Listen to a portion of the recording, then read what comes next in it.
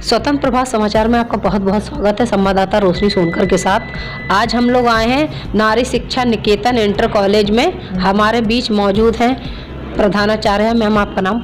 श्रीमती अनीता अग्रवाल। जैसा कि मैम आप इस विद्यालय की प्रधानाचार्य हैं, तो आपको इस विद्यालय में कितना समय हो गया है? और प्रधानाचार्य का जो पद होता है, ओहदा बहुत अहम होता है विद्यालय में, तो आपको किन किन चुनौतियों का सामना करना पड़ा, इसकी विस्तार से जानकारी दीजिए। हाँ, मैं 2014 से यहाँ पे प्रधानाचार्य पद पर हूँ और वैसे तो मैं 1990 में यहाँ एज ए प्रवक्ता आ गई थी, ठीक है। और 2014 से मैं प्रधानाचार्य पद पर हूँ।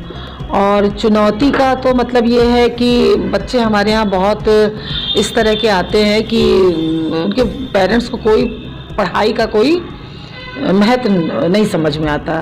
तो ऐसे बच्चों को हम लोग पढ़ाते हैं और उनको इस योग्य बनाते हैं कि भाई वो समाज के अच्छे नागरिक बने। एक तरह से देखा जाए तो प्रधानाचार्य पद जॉब तो बहुत सारे लोग करते हैं, लेकिन टीचिंग या प्रधानाचार्य पद एक ऐसा, या स्कूल एक ऐसी चीज़ है जहाँ हम लोगों को समाज सेवा करने का अवसर मिलता है और बच्चों को हम लोग योग्य नागरिक बनाने की पूरी कोशिश करते हैं और बनाते ही हैं।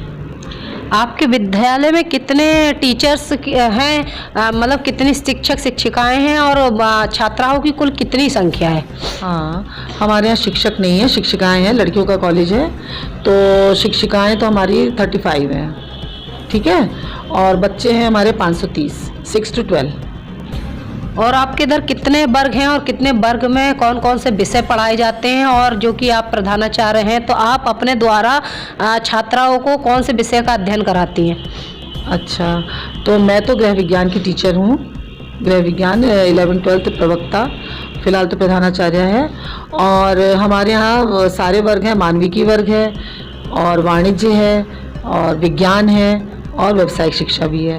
व्यावसायिक शिक्षा में 3 ट्रेड हैं, एक तो परिधान रचना और सज्जा, एक है खाद्य संरक्षण और तीसरा है कढ़ाई। और मानविकी वर्ग में तो सारे विषय होते हैं। हिंदी इंग्लिश तो खैर कॉमन है, कंपलसरी है। बाकी आपका मनोविज्ञान है, सोशियोलॉजी है, भूगोल है, इतिहास है, म्यूज़िक है, आर्ट्स है ना, आलेखन, तो सारे ही विषय हैं। साइको है, सारे विषय हैं कॉलेज में। और साइंस में फिजिक्स, केमिस्ट्री, बॉटनी, बायो और कंप्यूटर भी है हमारे यहाँ, मान्यता मिली हुई है इंटर बोर्ड से।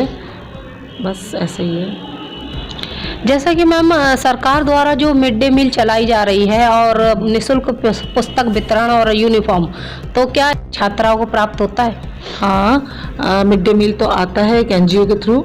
मिड डे मील के भोजन की क्वालिटी कैसी है? हाँ, क्वालिटी अच्छी है। बीच जो ख़राब करते हैं तो हम लोग उनको टोकते रहते हैं, आ जाता है, बच्चे रुचि लेके खाते हैं। कभी बाई चांस अगर मिड डे मील आने में टाइम लग जाता है, मान लीजिए उनको जाम मिल गया या वो, तो हम लोग बच्चे तुरंत आते हैं कि मैम आज खाना नहीं आया, मतलब इसका मतलब बच्चे खाते हैं खाना।